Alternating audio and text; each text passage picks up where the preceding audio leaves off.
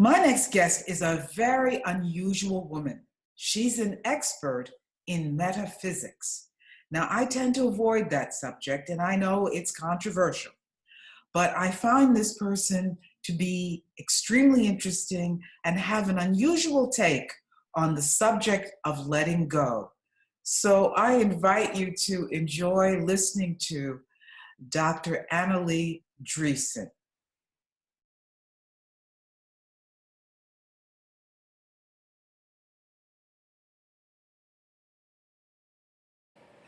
Dr. Driessen is also an author. Her newest book is Ultimate Success: 7 Secrets to Spiritually Based Leadership.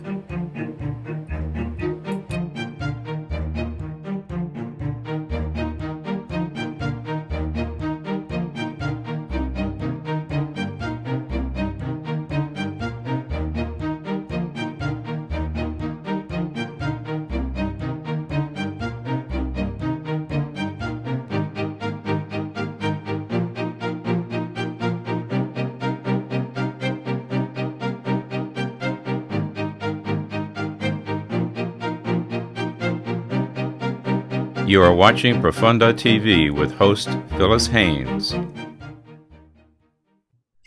Anneli, you have done an enormous amount of work, but it seems that you're on to an interesting subject.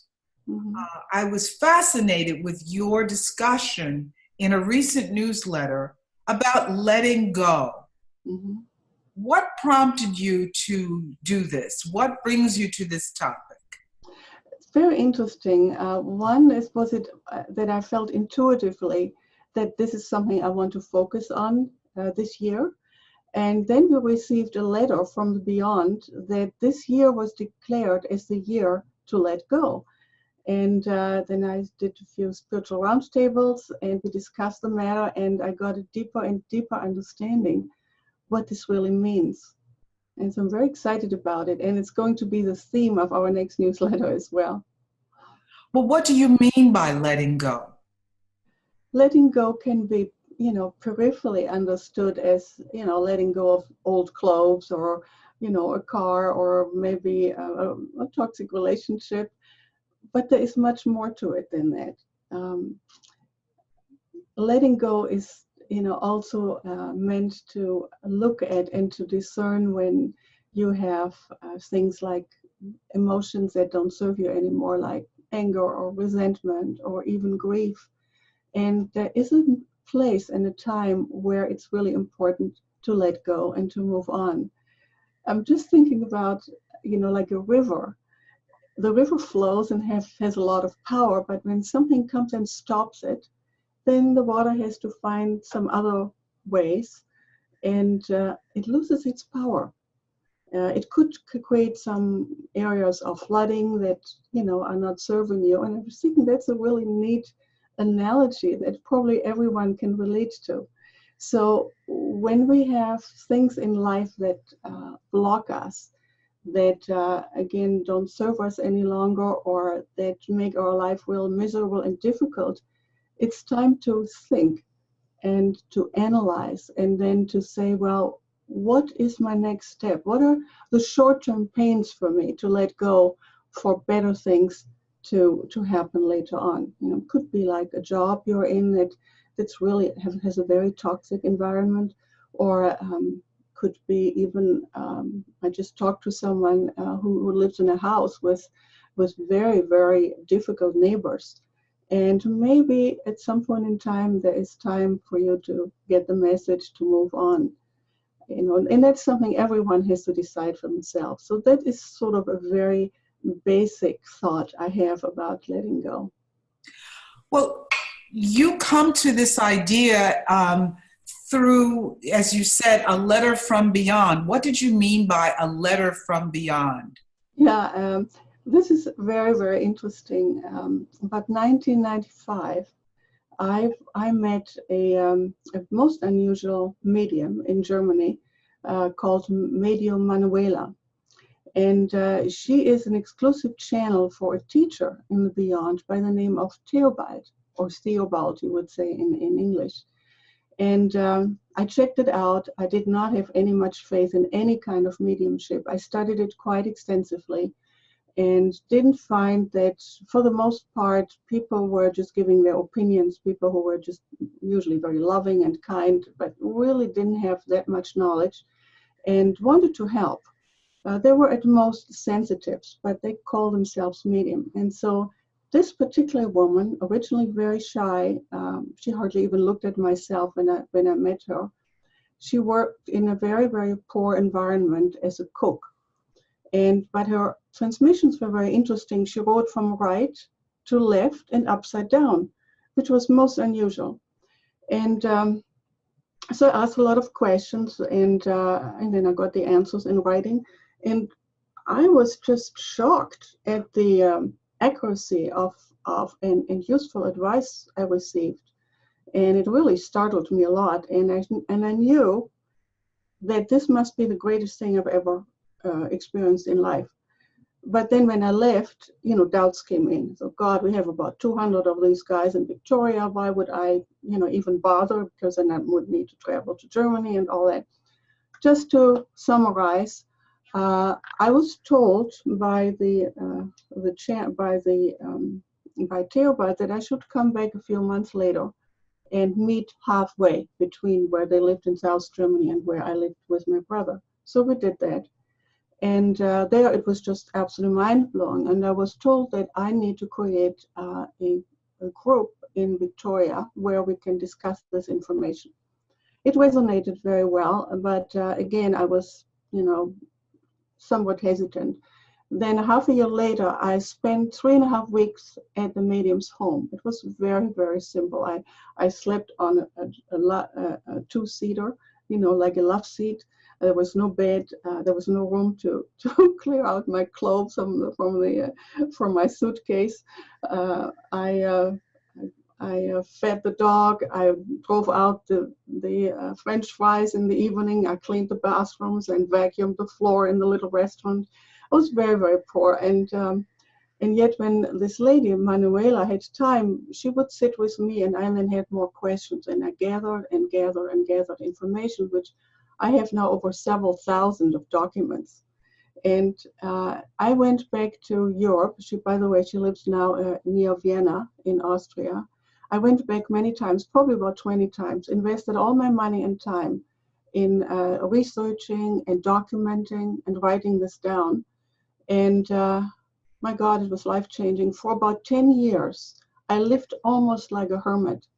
I was up at 2, 3 in the night, asking more questions, more clarification, and found out a lot of information about our life here, about the universe, about illnesses, about our future. And it was absolutely mind-boggling. So let me interrupt you to say, as I understand you, this meeting with this woman in Europe brought you closer to what you now do, which is you have created a metaphysical school, a place where people can study metaphysical works. Right. And so this is what was the pivotal experience that brought you to this. Correct, yes. So that when you say you received a letter from beyond, this letter from beyond through a medium is telling you that letting go is the topic for you now. It's for all of us in this planet, apparently. So it's a big thing. And that's why I published it in our newsletter. Just to let you know about those so-called letters, these are spontaneous transmissions that occur, and apparently they are genetically coded exactly towards the time where we are able to receive them. I would like to say something very important that those who study this phenomena of mediumship will understand. The contact was initiated by the beyond through the medium, not the other way around. A lot of times people now, get certificates to become medium, and it doesn't work unless you have a God-given gift. This is not going to serve you. You may attract entities that are very questionable or have two sides to them, or certainly are not in a very, very high level. And so I have studied this phenomenon quite a bit and discovered a lot about it.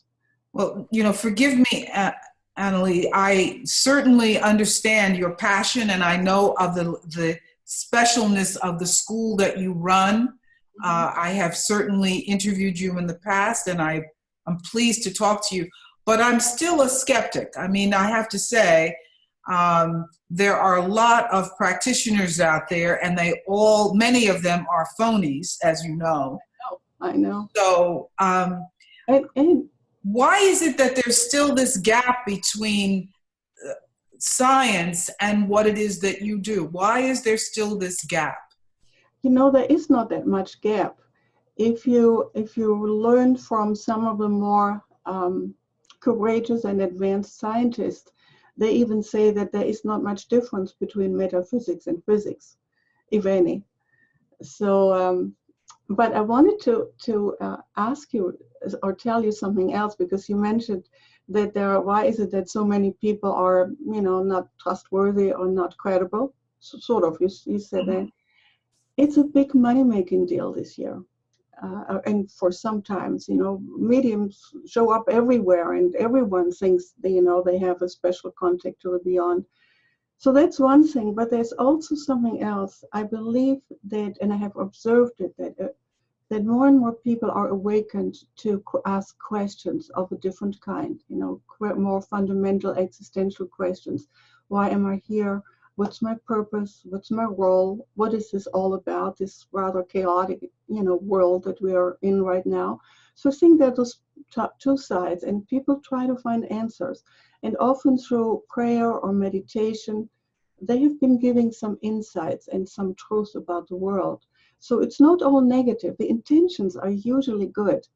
But when someone becomes very, very famous, sometimes the other side just sort of steps in and focuses on the fame and fortune rather than being truly of service to others. Does that make any sense? Well, I can hear your work and the thoughtfulness you have behind your work, which is why I wanted to do this interview. So let's go back to the topic at hand, which is letting go. Mm-hmm. Most people get attached to things, or they feel that maybe they shouldn't let go because they should really fight for what they want. How do you know when it's time really to let go? So that's a wonderful question. The first, I have to back up a little bit. The first thing that needs to happen is that we need to really say yes to what is. Sometimes attachments happen without really having ownership of it or accepting it. And so when we can truly receive, we also can let go. It's a spiritual maturation process. And, as I said earlier, on the outside, it looks like simple. We need to let go of stuff, maybe, of, that extra television that we don't need. But really much deeper, it is an acceptance of what is. And then that gives us permission to say, it's fine, I let it go. And the final letting go is at the end of our life, where we let go of life itself. So it's a part of the flow of life that needs to be in harmony and contentment with inside. And as I said, it's a very important decision to make, and it requires discipline. How so? When you need to let go of something, let's say a very simple example. Someone is overweight. We try to find the easy way to let go. Now, you said you weren't going to pick on me, Anneli. So. No. No, you're not overweight. You're just cuddly. It's good. And I'm sure your husband loves you. Yeah. Keep going. But if you're really serious, you say, look, Anneli, I just, it's too much, and then really do something about it.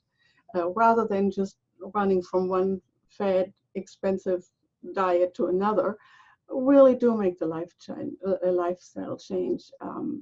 Do control the quality of your food and all this kind of stuff. So that would be a very simple example of why discipline is important to let go. That's a good example. I have also another example I'm just thinking of. Would you like to hear? Sure. Yes.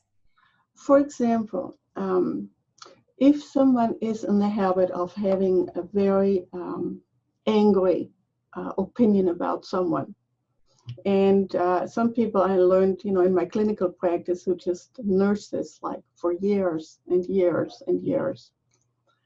You may be correct that that individual that you have a hard time with is not the best in the world, but as long as you hang on to your anger, you're the one who is trapped, and you're the one who feels all that negativity. So when we talk about discipline, there could be a possibility to get some assistance from a really good coach or a really good clergy person or a really good therapist or a really wonderful, wise friend that you can trust and go to and say, look, I want to let go of this. I need some help. And then get some strategies, some plans in doing this and making it easier. And often just that decision to let go makes already a shift. And the rest are just other things to do. I'm going to give you a difficult opportunity to talk about that because you live in Canada, so you're not necessarily affected by what is making so many Americans upset. Now, we are a political free zone, so we're not going to even talk about the person, but many, many, many, many Americans are really angry and upset right now.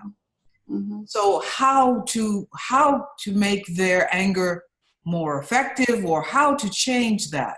I've even heard that people are dying who are near death are very upset that they are dying before they get to see a change in this current situation. So what's your advice on this subject of this huge anger that's going on? Yeah, I have some thoughts about it. Of course, I don't know if that will apply to everything. Okay. Many times when we are angry, we're dealing with a certain type of perception, whether it's correct or not.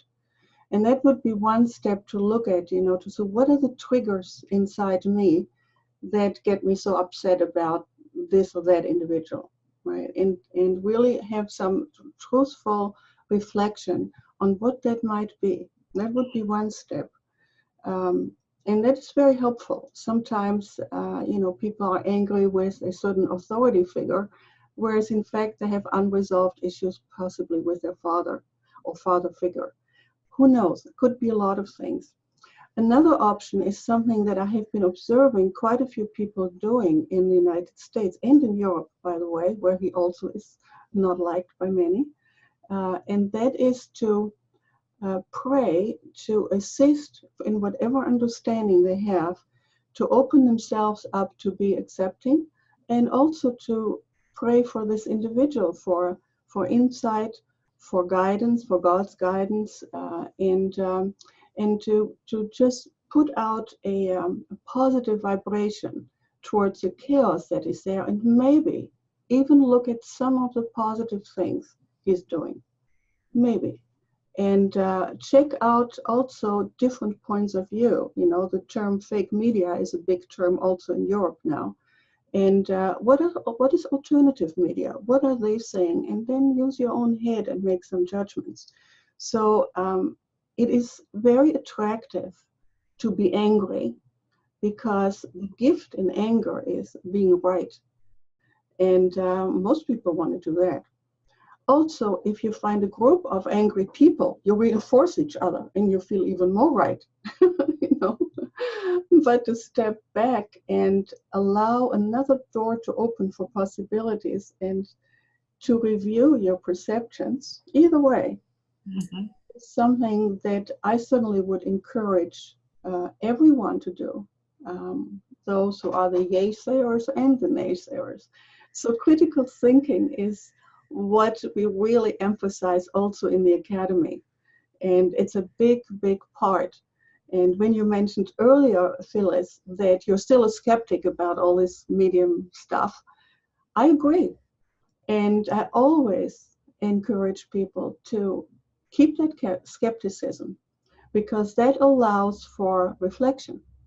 And if anything that you learn or find out through the transmissions from the beyond or the academy and science, which I introduce, take it. If it doesn't, put it on a shelf and maybe revisit it later. But don't just dismiss it. That's too easy. One final question, and I hate to end on this point, but what do you do about truly evil things? Or is there such a thing as true evil? That's a question. Absolutely. That's part of the polarity of life. You just have to look around. You can see it. People say, evil doesn't exist. They are a prime candidate for attacks and potential possessions. So evil does exist. And so what to do? Recognize it exists and recognize it quickly. For example, if you find yourself getting into a very downward spiral mentally, and you know that something is messing with your brain, you can say simply, I have recognized you. I am with God. I am guided by Him, and I'm not going to buy into this. That would be one thing. There are several others that we discuss about spiritual protection. I've written articles on it. We have a whole seminar on what we can do to maintain as much as possible a positive energy field around us, and at the same time be sensitive to any sort of attacks, and they do exist. There are three things that we found out from the beyond where the negative side messes with us. Number one is to muddle with our thinking. Number two, illness. Number three is money, wealth. So these are three major areas that can get in the way for us to stay focused on what's true and right for us. And many people who have chosen a spiritual path have confirmed with me that these are the areas that they most need to struggle with most of the time. There's great inequity in the planet also. Mm-hmm. I mean, I know that you come to your work because you have a care for people. Yes. There are enormous inequities in this planet. People have very poor lives in many places, starvation and suffering. How is that accounted for? Have you gotten any insight into that? Oh, yes. You see, not every, there is this phenomena of karma. And, it's not an excuse. They're saying, well, it's just karma, so I don't do anything. This law of cause and effect, which is recognized by pretty much everyone, is extending into other dimensions. And there is this. There is also something that we call free will. That is given to us, that sometimes people choose, at least prior to them coming here, that they want to have certain experiences to grow. And then there is something like predetermination, fate. And we need to struggle with that. In addition, we have what I like to refer to as, or what Jung refers to as shadow, which is that part of us that is not so nice. So we need to come to terms with that and work with it so that we keep the upper hand on that. That when we are tempted to maybe get revenge or be revengeful or hurt someone because it just hurt so much what we experienced, these are messages to get that we need to focus again on what is love and what is responsibility.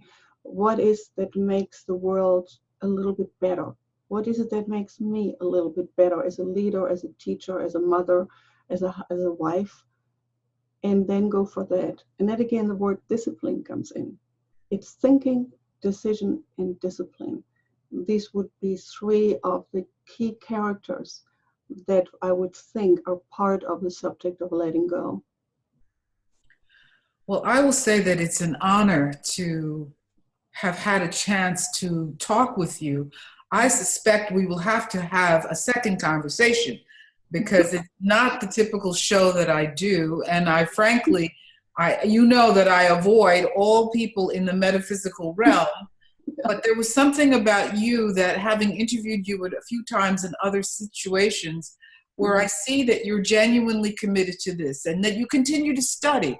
Am I right that you continue? Oh, every day, at least 2 hours, usually more. Well, I just value knowing you, and I look forward to seeing my mail come in. I'll share with you what responses we get. Is there anything you want to say in closing, Anneli? Well, thank you, Phyllis. And I hope that my thoughts will stimulate someone's thinking and maybe give some encouragement that we can handle everything here in this world. Thank you. Thank Bye. you. Bye. Wow, that was an unusual conversation. I really enjoyed that. And I hope you will continue to watch us. I invite you to go to princetontv.org and also listen to all the other great programs that are available to you. Princeton Community Television is a great service to the community, and I enjoy being part of it. So please continue to watch Profonde TV on princetontv.org.